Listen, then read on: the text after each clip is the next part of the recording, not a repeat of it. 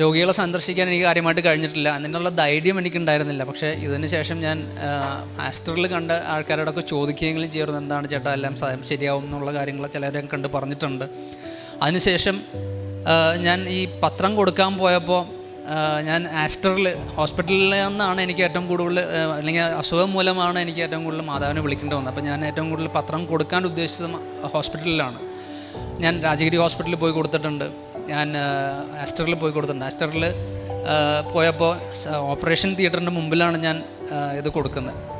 അപ്പോൾ അവിടുത്തെ ഒരു ചേട്ടൻ എന്നെ നോക്കി ഏറ്റവും മോശമായ രീതിയിൽ, ഇതിവിടെ സയൻസ് ആൻഡ് ടെക്നോളജിയാണ് നടക്കുന്നത്, ഇതിൻ്റെ ഇതൊന്നുമല്ല എന്ന് പറഞ്ഞിട്ട് കണ്ട വാക്കുകളെല്ലാം എന്നെ പ്രയോഗിച്ചു. അപ്പോൾ ഞാനും ഇത്തിരി ഷോർട്ട് ടെമ്പേർഡാണ്, ഞാനും തിരിച്ച് പറയണം എന്ന് വിചാരിച്ചു. പിന്നെ ഞാൻ പറഞ്ഞു കയ്യിൽ പത്രം വെച്ചിട്ട് ഞാനെങ്ങനെ ഇതെല്ലാം പറയാം, ചിലപ്പോൾ ഈ ഒരു സഹനമായിരിക്കും കർത്താവിനിൽ നിന്ന് ഉദ്ദേശിക്കുന്നത് എന്ന് പറഞ്ഞിട്ട് ഞാനത് അവിടെ കൊടുത്തില്ല, ഞാൻ അപ്പുറത്ത് കൊടുത്തു. ഈശോമിശിഹായ്ക്ക് സ്തുതിയായിരിക്കട്ടെ. Praise the Lord.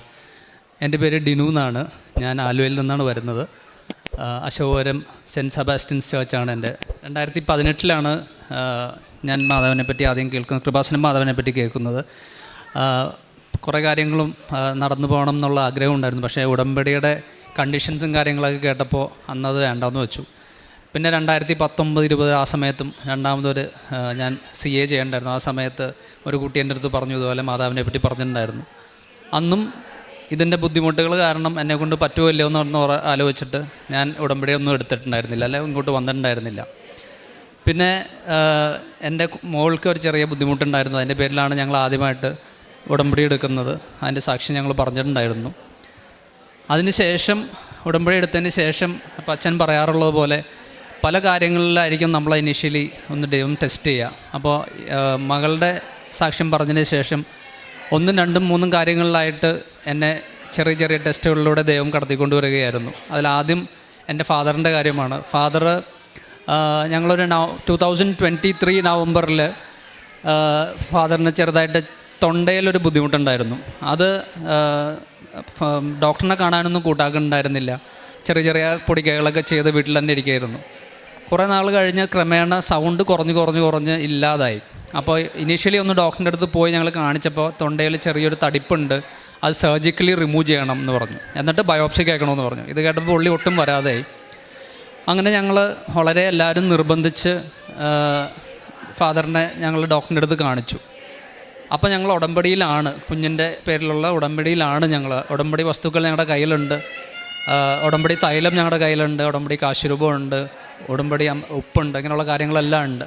അപ്പോൾ എല്ലാ ദിവസം പ്രാർത്ഥനയ്ക്ക് ശേഷം വൈഫ് ഞങ്ങളെ എല്ലാവരെയും ഉടമ്പടി വസ്തുക്കൾ കൊണ്ട് തൈലമെല്ലാം പൂശി കർത്താവിന് സമർപ്പിച്ച് പ്രാർത്ഥിക്കുമായിരുന്നു.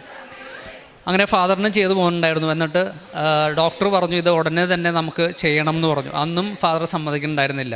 അവസാനം സൗണ്ട് ഫുള്ളായിട്ട് പോയപ്പോൾ ഇത് ബയോപ്സി എടുക്കാനായിട്ട് ഞങ്ങൾ എന്ത് ചെയ്യണമെന്ന് സത്യം പറഞ്ഞാൽ ഞങ്ങൾക്കൊരു ഐഡിയ ഉണ്ടായിരുന്നില്ല.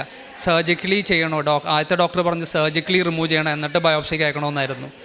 പിന്നെ രണ്ടാമത് വേറൊരു ഡോക്ടറിനെ കണ്ടു. അപ്പോൾ പുള്ളി പറഞ്ഞു സർജറി ഒന്നും ചെയ്യേണ്ട, നമുക്ക് വേറെ ബയോപ്സി ആദ്യം തന്നെ എടുക്കാം. ഇതിനൊന്നും എന്ത് ചെയ്യണം എന്നൊരു ഐഡിയ ഉണ്ടായിരുന്നില്ല. അപ്പോൾ ചില കാര്യങ്ങളിൽ നമുക്ക് എന്ത് ചെയ്യണം എന്നറിയാത്തപ്പോഴാണ് നമുക്ക് മാതാവിൻ്റെ സംരക്ഷണവും സഹായവും ലഭിക്കാമെന്ന് അച്ഛൻ പറഞ്ഞ് ഞാൻ കേട്ടിട്ടുണ്ട്. ഞങ്ങൾ പ്രാർത്ഥിച്ചു. അപ്പോൾ ആസ്റ്റർ എന്ന ഹോസ്പിറ്റലിലാണ് ഞങ്ങൾ പോയത്. ബയോപ്സി എടുത്തു. ഡോക്ടർ പറഞ്ഞു ക്യാൻസറാണ്. ബയോപ്സി എടുത്തതിന് ശേഷം പറഞ്ഞു ക്യാൻസറാണ്, ഉടനെ തന്നെ നമുക്ക് റേഡിയേഷനും കീമോതെറാപ്പിയും വേണമെന്ന് പറഞ്ഞു. അപ്പോൾ ഞങ്ങളെല്ലാം പേടിച്ചു. കാര്യം ഡാഡിക്ക് 78 ഇയേഴ്സാണ്. ഇത് രണ്ടും കൂടിയും താങ്ങാനുള്ളൊരു കപ്പാസിറ്റി, ആരോഗ്യമുണ്ടോ എന്നുള്ളൊരു പേടിയുണ്ടായിരുന്നു. സമർപ്പിച്ച് പ്രാർത്ഥിക്കുന്നുണ്ടായിരുന്നു, ഉടമ്പടി തൈലം പൂശുന്നുണ്ടായിരുന്നു. അങ്ങനെ ഡോക്ടർ പിന്നെ രണ്ടാമത് ചെന്ന് കണ്ടപ്പോൾ പറഞ്ഞു നമുക്ക് കീമോതെറാപ്പിയുടെ ആവശ്യമില്ല, റേഡിയേഷൻ മാത്രം മതി എന്ന് പറഞ്ഞു. പിന്നെ ഞങ്ങൾ അങ്ങനെയാണ് പ്രാർത്ഥിക്കുന്നത്, ദൈവമേ മാതാവേ എത്രയും പെട്ടെന്ന് റേഡിയേഷനിൽ മാത്രം പെട്ടെന്ന് തീർന്നു പോകണമേ എന്നുള്ളതായിരുന്നു. അങ്ങനെ പ്രാർത്ഥിച്ച് ഓരോ 20 സൈക്കിൾസ് ഓഫ് റേഡിയേഷൻ ചെയ്തു. ഓരോ പ്രാവശ്യവും ചെയ്യുമ്പോൾ സൗണ്ട് പോവും, വേദന, അങ്ങനെയുള്ള കാര്യങ്ങളൊക്കെ ഉണ്ടായിരുന്നു. പക്ഷേ 1 മാസം കൊണ്ട്, ഈ റേഡിയേഷൻ ചെയ്ത് 1 മാസം കൊണ്ട് ഡാഡിക്ക് സൗണ്ട് തിരിച്ച് കിട്ടി. ഇപ്പോൾ ക്ലോസ് ടു നോർമലാണ്. ഫുഡ് കഴിക്കാൻ മാത്രം ചെറിയൊരു ബുദ്ധിമുട്ട് മാത്രമേ ഉള്ളൂ. ഇതിലെടുത്ത് പറയേണ്ട കാര്യം ഞാൻ ഉദ്ദേശിക്കുന്നത്, ഞങ്ങൾ ഇതിൻ്റെ ട്രീറ്റ്മെൻറ്റ് ത്രൂ ഔട്ട്, അതിനു മുമ്പ് ഞാൻ ഇവിടെ വന്ന് ഒരു ലൈറ്റ് ക്യാൻഡിൽ ഉടമ്പടി എടുത്തിട്ടുണ്ടായിരുന്നു. അപ്പോൾ അപ്പോഴും ഞാൻ നേരത്തെ പറഞ്ഞ പോലെ നിങ്ങളുടെ അടുത്ത് ഈ ഉടമ്പടി തൈലമുണ്ട്. എല്ലാ ദിവസവും മുടങ്ങാതെ ഡാഡിയുടെ മേലിൽ ഇത് കുരിശ് വരയ്ക്കുന്നുണ്ടായിരുന്നു, ഞങ്ങളുടെ മേലിലും എല്ലായിടത്തും ഇത് ചെയ്യുന്നുണ്ടായിരുന്നു. അതെല്ലാം കാരണമാണ് ഈ ഒരു മാസത്തിൻ്റെ ഉള്ളിൽ തന്നെ ഇത്രയും റിക്കവറി സംഭവിച്ചത്. കഴിഞ്ഞ ഒരു 2 ആഴ്ച മുമ്പ് പോയി മറ്റേ എൻഡോസ്കോപ്പി ചെയ്തിട്ടുണ്ടായിരുന്നു. എൻഡോസ്കോപ്പിയിൽ എല്ലാം ഹീൽഡാണ്, ഇനി ഓരോ 3 മാസം വന്ന് ചെക്ക് ചെയ്താൽ മാത്രം മതി എന്ന് പറഞ്ഞു. അതിന് ശേഷം അല്ലെങ്കിൽ ഇത് റേഡിയേഷനൊക്കെ നടന്നു കഴിഞ്ഞത് ഈ 1 മാസം മുമ്പാണ്.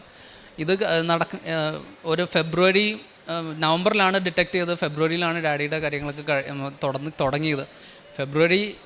ജാനുവരി ഞങ്ങൾ വേളാങ്കണ്ണി പോകുന്നുണ്ടായിരുന്നു. വേളാങ്കണ്ണി പോണ സമയത്ത് വൈഫിന് ചെറിയൊരു ബുദ്ധിമുട്ടുണ്ടായിരുന്നു. അവൾക്ക് സൈനസൈറ്റിസിൻ്റെ ബുദ്ധിമുട്ടുണ്ടായിരുന്നു. അപ്പോൾ സാധാരണ സൈനസൈറ്റിസ് അല്ല, വന്നു കഴിഞ്ഞാൽ ഭയങ്കര കോൾഡ്, മൂക്ക് ഫുള്ളായിട്ട് അടഞ്ഞു കഴിഞ്ഞാൽ ഒരു കണ്ണ് വീർത്ത് വരും. വീർത്ത് വന്ന് തിനാൾ കഴിയുമ്പോഴത്തും ഈ കണ്ണിൻ്റെ ഈ കണ്ണും ഫുള്ളായിട്ട് കറുത്ത് കഴിഞ്ഞ് അങ്ങനെ ഞങ്ങൾ ഇടയ്ക്ക് ഡോക്ടറിനെ കാണുമ്പോൾ ഡോക്ടർ ആൻറ്റിബയോട്ടിക്സ് എന്തെങ്കിലും തരും. പിന്നെ ആൻറ്റിബയോട്ടിക്സ് കഴിക്കാതെ കയ്യിലുള്ള എന്തെങ്കിലുമൊക്കെ കഴിച്ച് അഡ്ജസ്റ്റ് ചെയ്യും. പക്ഷേ ജാനുവരി മാസം വേളാങ്കണ്ണി പോണ സമയത്ത് കണ്ണ് അത്രയും വന്ന് വീർത്തു. ഞാൻ ഓഫീസിൽ നിന്ന് വരുമ്പോൾ കണ്ണ് വീർത്തിരിക്കണം വന്നിട്ട്, കറുത്തുകൊണ്ട്. അങ്ങനെ ഞാൻ ഡോക്ടറിൻ്റെ അടുത്ത് കൊണ്ടുപോയി. ഡോക്ടർ പറഞ്ഞു ഉടനെ നമുക്കിത്, ഞാനിപ്പോൾ മരുന്ന് തരാം, ഉടനെ എന്തെങ്കിലും ചെയ്യണമെന്ന്. അതിനുശേഷം ഞങ്ങൾ ENT സ്പെഷ്യലിസ്റ്റിനെ കാണിച്ചു. ENT സ്പെഷ്യലിസ്റ്റ് എൻഡോസ്കോപ്പി ചെയ്തിട്ട് പറഞ്ഞു കണ്ണിൽ ഫംഗസാണ്, ഈ കഫം കെട്ടിയിരുന്നിട്ട് കണ്ണിൽ ഫംഗസായി മാറിയിരിക്കുകയാണ്. അപ്പോൾ അതിനി കൂടുതൽ വെച്ചിട്ടിരുന്നാൽ കണ്ണിൻ്റെ കാഴ്ച വരെ നഷ്ടപ്പെടാൻ സാധ്യതയുണ്ട്. ഉടനെ തന്നെ അത് സർജിക്കലി റിമൂവ് ചെയ്യണം. ഇപ്പോൾ തന്നെ കണ്ണിൻ്റെ ഇവിടെ ഒരു ചെറിയ ബോണുണ്ട്, അത് ദ്രവിച്ചു പോയിട്ടുണ്ട്. അത് സർജിക്കലി റിമൂവ് ചെയ്ത് കഴിഞ്ഞാൽ തിരിച്ചു വരും എന്ന് പറഞ്ഞു. അപ്പോഴും എന്താ ചെയ്യേണ്ടത്, നമ്മൾ സർജറി ആണല്ലോ, ചെയ്യണ്ടേ എന്നുള്ളൊന്നും ഒരു ഐഡിയ ഉണ്ടായിരുന്നില്ല, എവിടെ ചെയ്യണം. പിന്നെ ഞങ്ങൾ ആസ്റ്ററിലേക്ക് പോയി. ആസ്റ്ററിൽ ഡോക്ടർ പറഞ്ഞു ഇത് തന്നെ ചെയ്യണം, എന്തായാലും ഉടനെ തന്നെ ചെയ്യണം എന്ന് പറഞ്ഞു. അപ്പോഴും ഈ പറഞ്ഞ കാര്യങ്ങളെല്ലാം ഞങ്ങൾ തുടർച്ചയായിട്ട് ചെയ്യുന്നുണ്ട്, ഉടമ്പടി തൈലം കാര്യങ്ങളെല്ലാം. അങ്ങനെ സർജിക്കലി അത് ചെയ്തു. വിനുവിന് ഒരു ബുദ്ധിമുട്ടും ഉണ്ടായില്ല. സർജറി കഴിയുന്നവരെ കഴിഞ്ഞിട്ടും അതും ഒരു മാസത്തിൻ്റെ ഉള്ളിൽ കംപ്ലീറ്റ്ലി റിക്കവറായി. കഴിഞ്ഞ മുമ്പത്തെ ആഴ്ചയാണ് എൻഡോസ്കോപ്പി ചെയ്ത് നോക്കിയത്, കംപ്ലീറ്റ്ലി ഹീൽഡാണ്. അപ്പോൾ ഇതിനെല്ലാം മാതാവിനോട് പ്രത്യേകം നന്ദി പറയുന്നു. ഞാൻ പിന്നെ പ്രേക്ഷിത പ്രവർത്തനത്തിൻ്റെ ഭാഗമായിട്ട് ചെയ്തത്, ഇവിടെ നിന്ന് കിട്ടിയ ഞങ്ങൾ ഫസ്റ്റ് ഉടമ്പടി എടുക്കുമ്പോൾ തന്നെ ഞങ്ങൾ 2 പേരും കൂടിയാണ് ഈ പത്രം എല്ലാം ഡിസ്ട്രിബ്യൂട്ട് ചെയ്തത്. എന്നെക്കൊണ്ട് കഴിയുന്ന വിധത്തിൽ ഞാൻ എൻ്റെ ദശാംശങ്ങളും കാര്യങ്ങളെല്ലാം കൊടുത്ത് ഒരു സിസ്റ്റർ ത്രൂ ചാരിറ്റി ചെയ്യുന്നുണ്ട്. രോഗികളെ സന്ദർശിക്കാൻ എനിക്ക് കാര്യമായിട്ട് കഴിഞ്ഞിട്ടില്ല, അതിനുള്ള ധൈര്യം എനിക്കുണ്ടായിരുന്നില്ല. പക്ഷേ ഇതിന് ശേഷം ഞാൻ ആസ്റ്ററിൽ കണ്ട ആൾക്കാരോടൊക്കെ ചോദിക്കുകയെങ്കിലും ചേർന്ന് എന്താണ് ചേട്ടാ എല്ലാം ശരിയാവും എന്നുള്ള കാര്യങ്ങൾ ചിലരെ കണ്ട് പറഞ്ഞിട്ടുണ്ട്. അതിനുശേഷം ഞാൻ ഈ പത്രം കൊടുക്കാൻ പോയപ്പോൾ ഞാൻ ഹോസ്പിറ്റലിൽ നിന്നാണ് എനിക്ക് ഏറ്റവും കൂടുതൽ, അല്ലെങ്കിൽ അസുഖം മൂലമാണ് എനിക്ക് ഏറ്റവും കൂടുതൽ മാതാവിനെ വിളിക്കേണ്ടി വന്നത്. അപ്പോൾ ഞാൻ ഏറ്റവും കൂടുതൽ പത്രം കൊടുക്കാൻ ഉദ്ദേശിച്ചത് ഹോസ്പിറ്റലിലാണ്. ഞാൻ രാജഗിരി ഹോസ്പിറ്റലിൽ പോയി കൊടുത്തിട്ടുണ്ട്, ഞാൻ ആസ്റ്ററിൽ പോയി കൊടുത്തിട്ടുണ്ട്. ആസ്റ്ററിൽ പോയപ്പോൾ ഓപ്പറേഷൻ തിയേറ്ററിൻ്റെ മുമ്പിലാണ് ഞാൻ ഇത് കൊടുക്കുന്നത്. അപ്പോൾ അവിടുത്തെ ഒരു ചേട്ടൻ എന്നെ നോക്കി ഏറ്റവും മോശമായ രീതിയിൽ, ഇതിവിടെ സയൻസ് ആൻഡ് ടെക്നോളജിയാണ് നടക്കുന്നത്, ഇതിൻ്റെ ഇതൊന്നുമല്ല എന്ന് പറഞ്ഞിട്ട് കണ്ട വാക്കുകളെല്ലാം എന്നെ പ്രയോഗിച്ചു. അപ്പോൾ ഞാനും ഇത്തിരി ഷോർട്ട് ടെമ്പേർഡാണ്, ഞാനും തിരിച്ച് പറയണം എന്ന് വിചാരിച്ചു. പിന്നെ ഞാൻ പറഞ്ഞു കയ്യിൽ പത്രം വെച്ചിട്ട് ഞാനെങ്ങനെ ഇതെല്ലാം പറയാം, ചിലപ്പോൾ ഈ ഒരു സഹനമായിരിക്കും കർത്താവിനിൽ നിന്ന് ഉദ്ദേശിക്കുന്നത് എന്ന് പറഞ്ഞിട്ട് ഞാനത് അവിടെ കൊടുത്തില്ല, ഞാൻ അപ്പുറത്ത് കൊടുത്തു. പിന്നെയും 2 ദിവസം അവിടെ തന്നെ പോയിട്ട് ഞാൻ ആ പത്രം കൊടുക്കുകയുണ്ടായത്. അപ്പോൾ ചില കാര്യങ്ങളിൽ അച്ഛൻ പറയുന്ന കാര്യങ്ങൾ അതുപോലെ തന്നെ എനിക്ക് അനുഭവപ്പെട്ടിട്ടുണ്ട്. ചില കേസിൽ അച്ഛൻ പറയാറില്ലേ, എന്താണ് ആദ്യം തന്നെ മാതാവ് അനുഗ്രഹിച്ചാലും ചിലപ്പോൾ ആദ്യം തന്നെ എടുത്ത് കളയുന്നൊരു സ്റ്റേറ്റസ് ആയിരിക്കും, എന്നിട്ടായിരിക്കും നമുക്ക് hill give you that merit. അപ്പോൾ ആ കൃപ ഉണ്ടാകാനായിട്ട് ചിലപ്പം സ്റ്റേറ്റസ് എടുത്ത് കളയുമെന്ന് അച്ഛൻ പറഞ്ഞിട്ടുണ്ടായിരുന്നു. എനിക്കത് അനുഭവമുണ്ട്. അപ്പോൾ ഇതാണ് എൻ്റെ സാക്ഷ്യം. എല്ലാ കാര്യങ്ങൾക്കും അനുഭവങ്ങൾക്കും മാതാവിനോടും കർത്താവിനോടും നന്ദി പറയുന്നു.